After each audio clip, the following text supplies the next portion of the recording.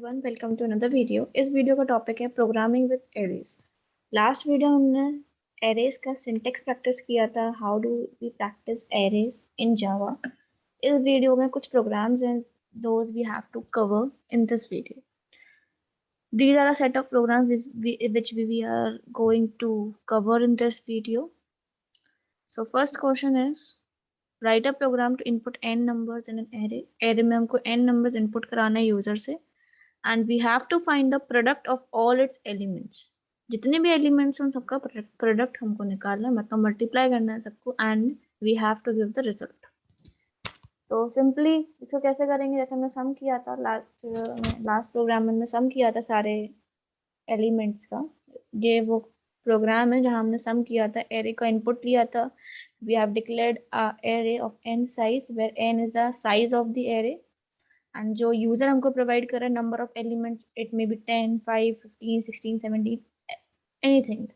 Okay, then we will take the elements of the array like this, sc.nextInt. अगर आपकी integer array है तो आप sc.nextInt लिखेंगे, फ्लोट एरे है तो sc.nextFloat। सिमिलरली अगर जो भी आपका टाइप है उसी टाइप से आप फंक्शन यूज कर सकते हो स्कैनर का। then we have finded the summation of all the elements in the array। And एक चीज और बताई थी मैंने, जब भी आप एरे का यूज करो, आप इनपुट के लिए एंड मॉडिफिकेशन के लिए एंड आउटपुट के लिए सबके लिए अलग अलग लूप लगाओ। सेम लूप में आप वही काम नहीं कर सकते हैं, क्योंकि आपको एरे के एलिमेंट्स, आप लूप लगा रहे हो इस बार एरे के एलिमेंट्स को एक्सेस करने के लिए। तो पहली बार आपने एक्सेस किया एक एम्प्टी एरे को। जब आपने इनपुट ले रहे थे आप, तो आपने एक एम्प्टी एरे को एक्सेस किया जहां पर कोई वैल्यू नहीं थी। We have to provide the values. In the first loop, we have accessed all the elements, all the position, and we have provided the value in it. In the second loop, we have done the modification. We have done the modification or the operation we have to perform on the array. जो भी operation हमको perform करना है array पे, वो हमने perform किया in the second loop. Loop वही रहेगा, क्यों? क्योंकि हमको एक्सेस तो वही करना है, एरे तो एक ही है। तो एरे एक ही है तो वही लूप रहेगा, क्योंकि अभी लूप जो लग रहा है वो हम कोई लॉजिक इंप्लीमेंट नहीं कर रहे हैं, हम सिर्फ एरे के एलिमेंट्स को एक्सेस कर रहे हैं अपने यूज के लिए। कभी हम समेशन के लिए यूज कर रहे हैं या इनपुट के लिए यूज कर रहे हैं। आगे चल के अगर आपको एरे को आउटपुट कराना हो, मतलब प्रिंट कराना होगा, for example I have said कि आप जितने भी एलिमेंट्स हैं एरे के उनको मल्टीप्लाई बाय 2 कर दो और एरे को प्रिंट कर दो। तो आप एक लूप एक्स्ट्रा लगाओगे जहां आप आउटपुट करोगे एरे को। ठीक है, इस क्वेश्चन को करके ही देख लेते हैं। अगर मैंने आपसे कहा एक ऐसा प्रोग्राम बनाइए जिसमें आप एक एरे को इनपुट लो, n नंबर्स, एन आपका साइज है, देन जितने भी एलिमेंट्स है उसमें, जितने भी एलिमेंट्स है उनको मल्टीप्लाई बाय 2 कर दीजिए। जितने भी एलिमेंट्स है उनको मल्टीप्लाई बाय 2 कर दीजिए। तो ai is equal to into multiply by 2 a of i, और ये स्टोर हो जाएगा हमारा a ऑफ i। तो a of i is equal to a of i multiplied by 2, and in the third loop we will take and counter from I is equal to 0 from less than n, I plus plus, sorry, I plus plus, and then we will output the error system। आप यहाँ पे अब summation हम print नहीं करेंगे, हम print करेंगे array के एलिमेंट्स को। तो प्रिंट एलन, आप चाहो तो एक ही लाइन में सारे एलिमेंट्स को प्रिंट कर सकते हो, क्योंकि एरे है तो मैं चाहती हूँ कि एक ही लाइन में सारे एलिमेंट्स प्रिंट कर, तो मैंने प्रिंट एलन नहीं लगाया। And after every element there would be a space, जिससे कि हम क्लियरली देख पाए कि कौन सा पहला एलिमेंट है, कौन सा दूसरा एलिमेंट है। ऐसे करके हम रो वाइज में उसको देख पाए। एंड यहाँ पे हमको सम की अब जरूरत नहीं है, हमने ये कर लिया। ऐसे भी क्वेश्चन कर सकता हूँ, मैंने तीनों लूप्स अलग अलग लगाए। क्यों? पहला लूप लगाया मैंने इनपुट के लिए, दूसरा लूप लगाया मैंने मॉडिफिकेशन के लिए, तीसरा लूप लगाया मैंने आउटपुट के लिए। इसको कंपाइल करते हैं।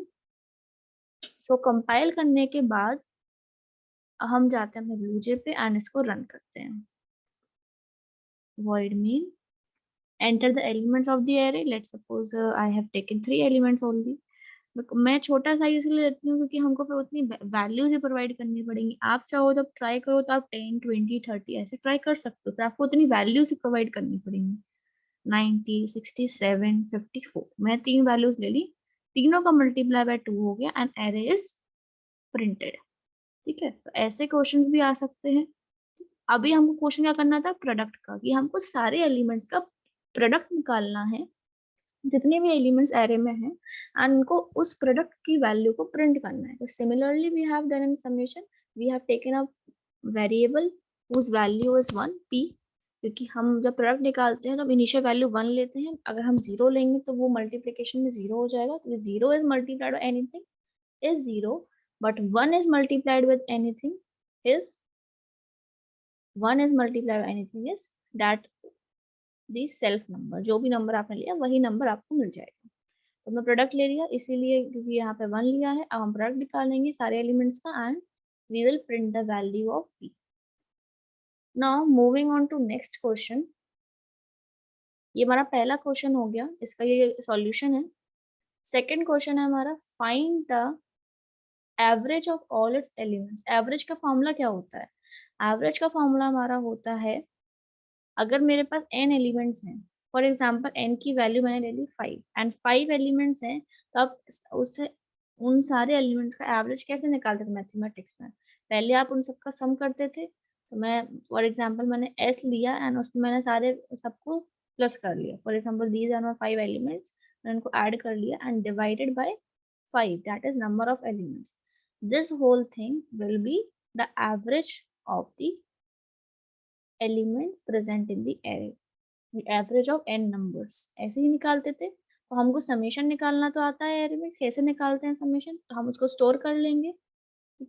कैसे करते हैं? ए आई प्लस एस प्लस ए आई, इसको हम स्टोर कर लेंगे। जो भी समेशन आएगा नीचे आके लास्ट में लूप के बाहर आकर हम समेशन को डिवाइड कर देंगे अपने n से, जो मेरा नंबर ऑफ एलिमेंट्स है। जो भी वैल्यू आएगी that will be our average. Okay, but यहाँ पर हमको किस चीज का ध्यान रखना पड़ेगा? हम डिवाइड कर रहे हैं, एवरेज निकाल रहे हैं, it can be decimal. Yes, तो हमको ध्यान रखना पड़ेगा कि हमारा जो वेरिएबल है सम एंड एवरेज दोनों क्या हो, डबल हो या फ्लोट हो। क्यों? क्योंकि अगर हम सम को भी इंटीजर ले लेंगे एंड डिवाइड करेंगे s को और n को, this is also integer, this is also integer, and integer upon integer will give you integer only. तो जो भी आपका डेसिमल पार्ट होगा वो चला जाएगा। फॉर एग्जाम्पल अगर आपकी समीशन की वैल्यू आती है 10 एंड आपकी जो n नंबर ऑफ एलिमेंट्स है वो है 3, तो आपने अगर एवरेज निकालोगे 10 डिवाइड बाई 3 आना चाहिए 3.33।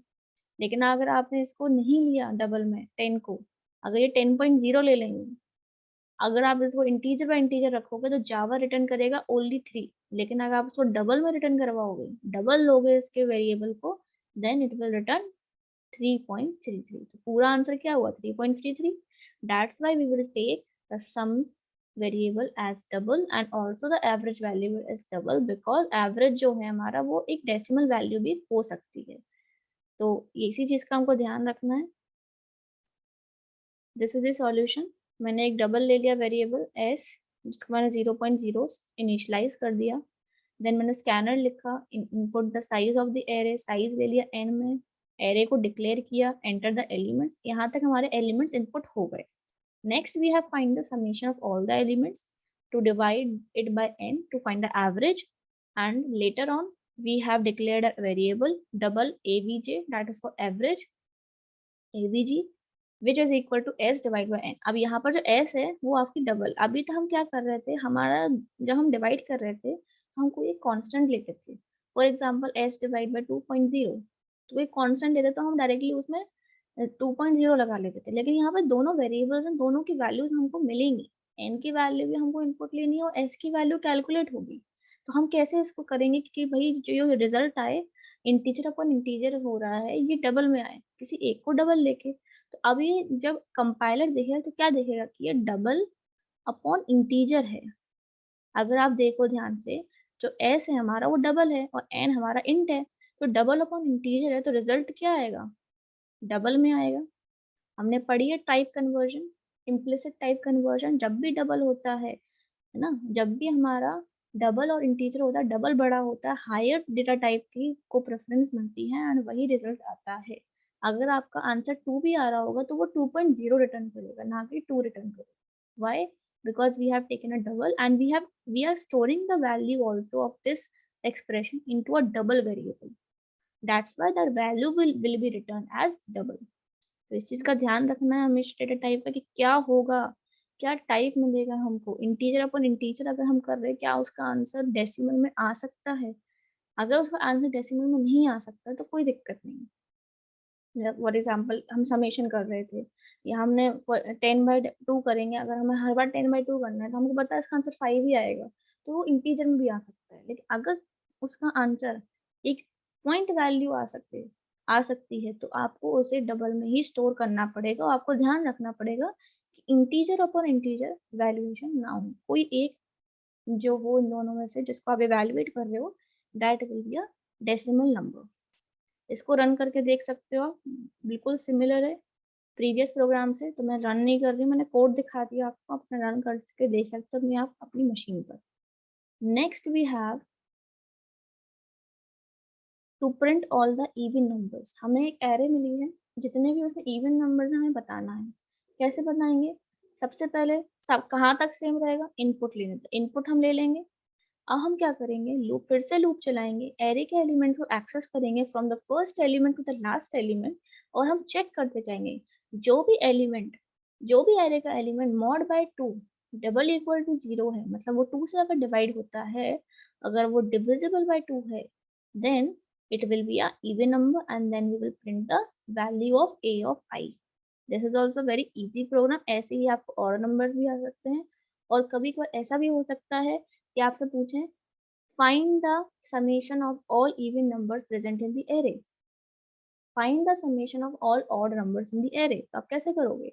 आपको even नंबर मिला, आप यहाँ पे इस चीज को चेंज करके कर सकते हो, एक s ले सकते हो, इसको आप 0 ले सकते हो कि समेशन, आप इंटीजर एरे है और इंटीजर प्लस इंटीजर जब तक करोगे तो इंटीजर ही मिलेगा, तो आप इसको इंट में ले सकते हो। s is equal to s plus a of i।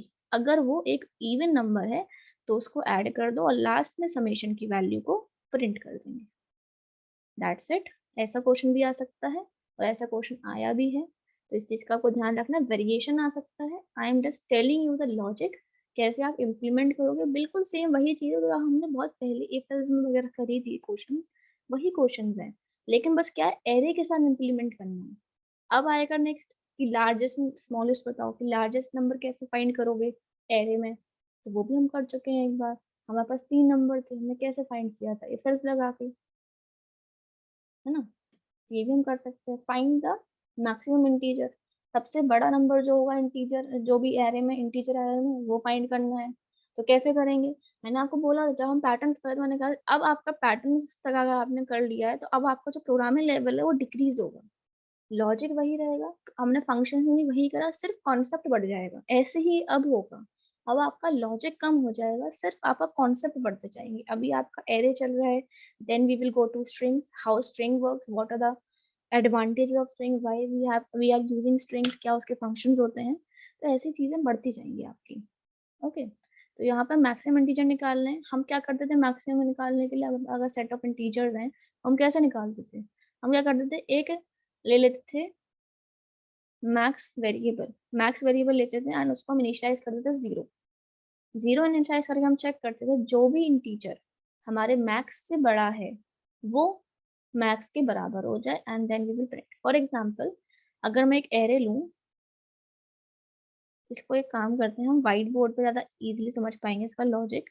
अगर आपको याद नहीं है तो मैं फिर से समझा देती हूँ। मैं एक्चुअली ये लॉजिक बता चुकी हूँ, लेकिन फिर भी मैं बता देते हैं।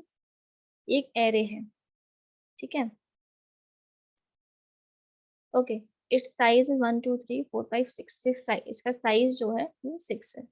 इसमें एलिमेंट्स है हमारे, लेट सपोज 5 7 9 10 1 2, और इसके इंडेक्सेस ये हो गए 0 से लेके 5। नाउ हमने लूप लगाया 0 से लेके n तक, एंड हमने मैक्स को वैल्यू पहले ही दे दी कि भाई जो मैक्सिमम नंबर है वो a ऑफ 0 है, पहले ही इनिशियलाइज कर दिया, जैसा डिफॉल्ट। ठीक है, तो मैक्स को वैल्यू क्या मिल गई, जब i हमारा 0 था तो मैक्स को पहले ही वैल्यू हमने क्या दे दी, 5। i हमारा 0 है, मैक्स को वैल्यू मिल गई 5, क्योंकि a ऑफ 0 क्या है, 5। ठीक, अब वो चेक करेगा क्या a of 0 that is a of i is greater than max, no, a of I is not greater than max, then the value of max is not be changed। ठीक है, then I हो जाएगा plus plus, I हो जाएगा 1, I of 1 पे आएंगे 7। क्या 7 जो है वो मेरा मैक्स से बड़ा है? 7 जो है, ए ऑफ 1 जो है, ए ऑफ 1 हमने लगाया है लॉजिक, हमने प्रोग्राम क्या लिखा है पहले वो देख लो यहाँ पे, जिससे कि आप उसको कनेक्ट कर पाओ। ये लगाया, मैक्स की वैल्यू हमने इनिशियलाइज कर दी इसके जस्ट पहले, और यहाँ पे लिखा इफ मैक्स जो है, सॉरी मैक्स नहीं लिखेंगे हम यहाँ पे, I have changed eraser, I have written the wrong part. If a of i, जिसको हम कंपेयर कर रहे हैं, हमको एरे में एलिमेंट फाइंड करने हैं, कि अगर ए ऑफ आई मेरा मैक्स से बड़ा है, जो भी एलिमेंट पर आप हो अभी, अगर वो मैक्स से बड़ा है, जिसको आपने पहले से ही मैक्सिमम कंसिडर करके रखा है। फॉर एग्जाम्पल, इसको एक रियल लाइफ एग्जाम्पल समझते हैं। फॉर एग्जाम्पल, आपके पास 3 बॉटल्स हैं। बचपन में अपन खेलते भी थे, स्कूल में आते थे, मैम पढ़ा रही है, बोर हो रहे हैं, काम, जितनी बॉटल रखी हैं, पेन रखे हैं, आप आपने साथ में लिया और चेक करें कौन किससे बड़ा है। फॉर एग्जाम्पल 3 बॉटल्स है,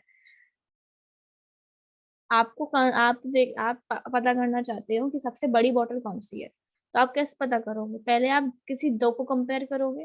फॉर एग्जाम्पल, आपने इन दोनों को कंपेयर किया, ठीक है, इन दोनों में से बड़ी कौन सी है? ये वाली। तो ये अभी हमारी मैक्स हो गई। अब जो बचा है उससे कंपेयर करो, क्या अभी ये इससे बड़ा है? नहीं, ये छोटा है, तो मैक्सिमम क्या रहा? ये।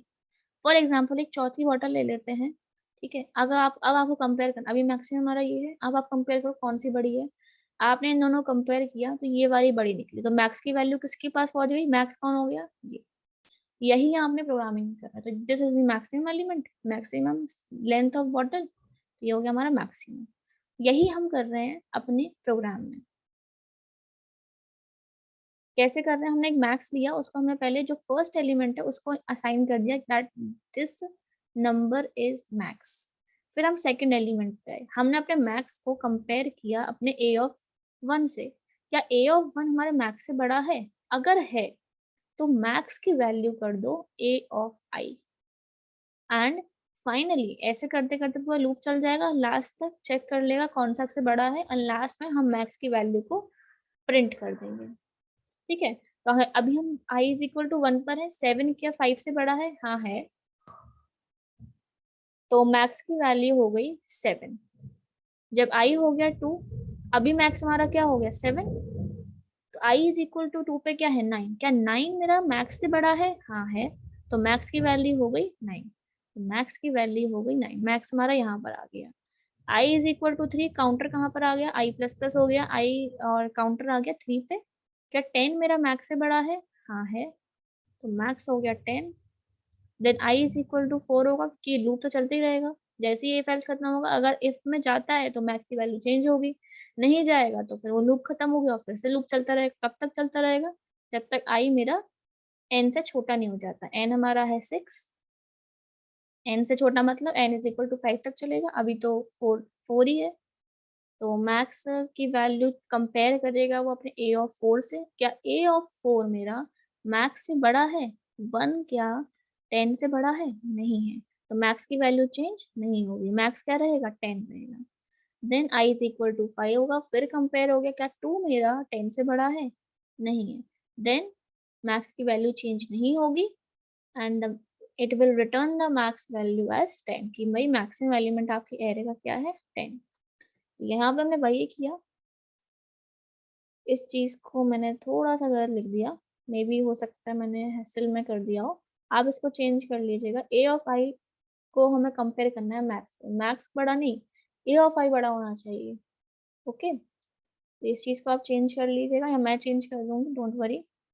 अभी आपका मेनली ये है कि लॉजिक समझ आना चाहिए। I hope you got this logic.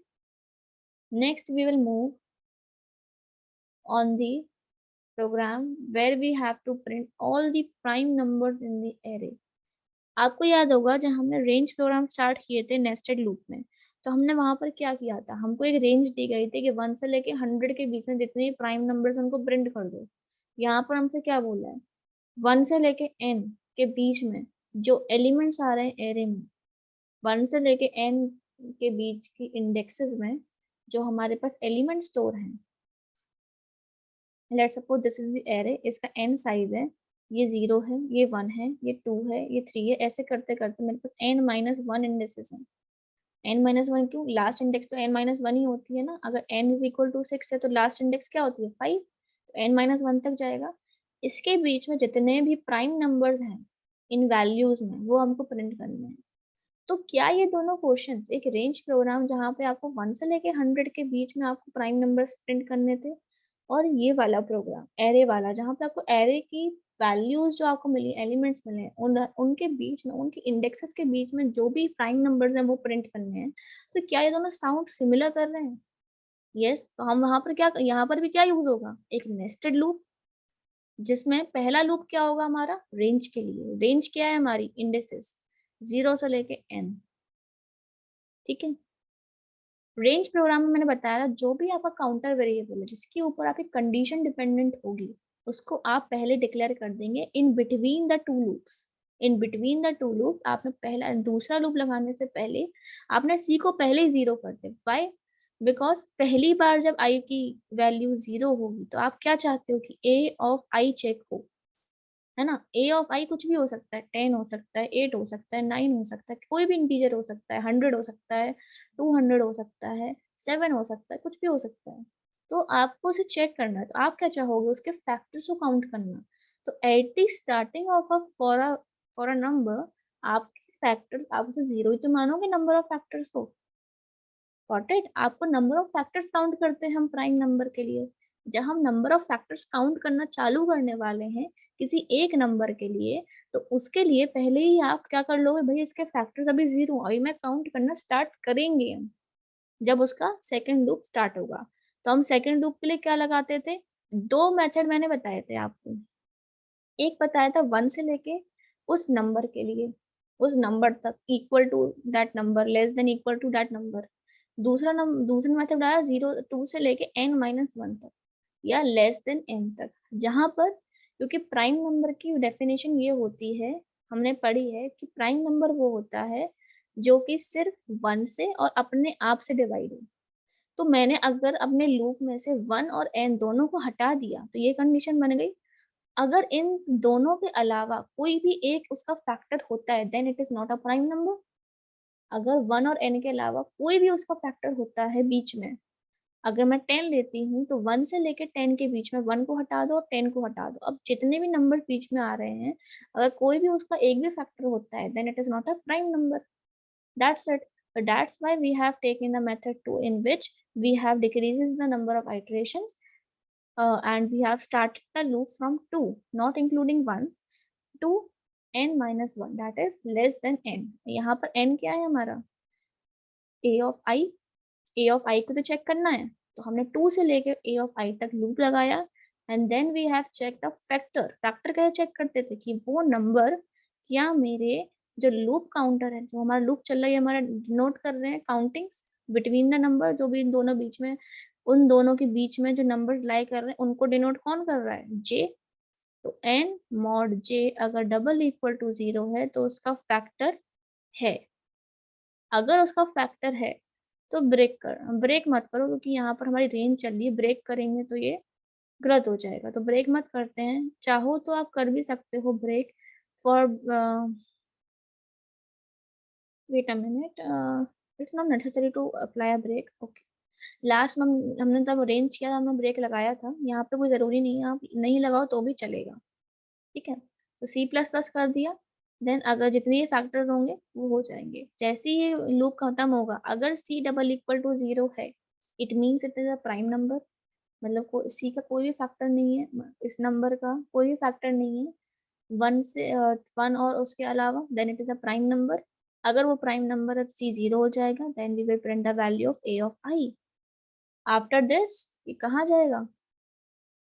ये लूप खत्म कहाँ हो रहा है? यहाँ पर हो रहा है। तो ये जाएगा हमारा यहाँ पर, आई हो जाएगा plus plus, and it will check the another number whose index is 1।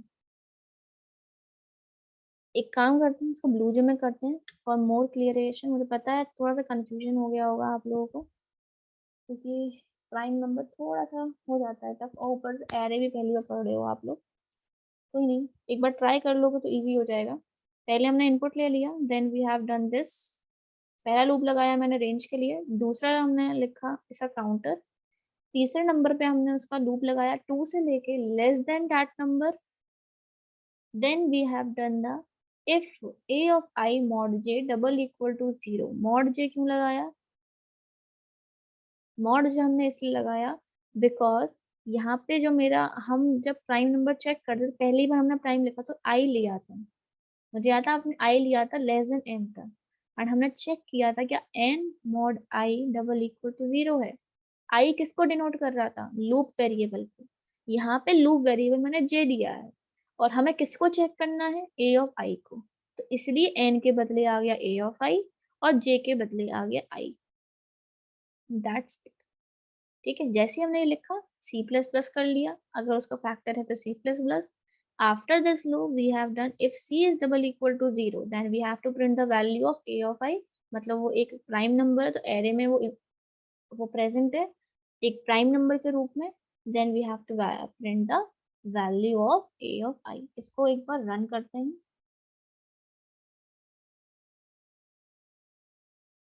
void main enter the size of the array। मैं लेती हूँ लेट्स सपोज 4। आप कुछ भी ले सकते हो। एक मैंने ले लिया 23, एक लिया मैंने लेट्स सपोज 7, ना 56, 43। तो क्या प्रिंट हुआ? जितने ही प्राइम नंबर्स हैं हमारे एरे में वो प्रिंट हो गए। 23 is a prime number, 7 is a prime number and 43 is a prime number. आप चाहो तो एक मैसेज के साथ भी प्रिंट दे सकते हो। Print statement depends on you कि आप कैसे उसको प्रिंट कराना चाह रहे हो। Okay, moving on to next program. Palindrome numbers print करनी, जैसे हम प्राइम नंबर्स प्रिंट करें सिमिलरली हम पैलिंड्रोम का लॉजिक लगा देंगे। पैलिंड्रोम के लॉजिक में अगर ध्यान हो आपको, हम एक आर लेते थे जिसमें हम अपना रिवर्स को स्टोर करते थे। अगर रिवर्स में नंबर के बराबर होता है then it is a palindrome number. If int t is equal to a of i, एक मैंने टेम्पररी वेरिएबल ले लिया क्योंकि वाइल लूप यूज करते हैं एंड वाइल लूप के दौरान यूज करते दौरान आपका जो नंबर है वो at the end of while loop वो गायब हो जाता है। It value is finished because we are extracting the digits of the number. तो डिजिट्स निकालोगे आप one by one from the behind and by decreasing the value of t we have to take an temporary variable. एक extra variable हम लेते थे, वो हमने ले लिया, वाइल लूप चला लिया। टी अगर 0 से बड़ा है एक डिजिट ले लो, उसको रिवर्स निकाल लो, r multiply by 10 plus t, t is equal to t by 10। अगर आपको एक बार रिवाइज करना हो तो आप वहाँ पैलेंड्रोम एंड रिवर्स वाली वीडियो में जाके इसको रिवाइज भी कर सकते हो। ठीक है, if r double equals to a of i, जो मैंने निकाला हमारा रिवर्स, अगर वो ए ऑफ आई के बराबर है then that element of the array is a palindrome number and we will print the value of a of I। Okay, तो ऐसे हम क्वेश्चन कर सकते हैं, इसको आप रन भी कर सकते हो। Next and last program of this video is Armstrong numbers. ये आपके लिए होमवर्क है, इसको ट्राई करना, मैंने कोड दे दिया है, फिर भी आप लोग एक बार ट्राई जरूर करना। कैसे इस क्वेश्चन को आप ट्राई करोगे? बिकॉज मैं ये बहुत बार करा चुके हैं, हम लोग आर्मस्ट्रॉन्ग नंबर बहुत बार कर चुके हैं, रेंज में भी किया था एंड वाइल लूप में भी किया था। आई hope you can do this. The code is given to you, but I want you all to try it on your own. Okay, so that's in this video. Thank you everyone. Bye bye.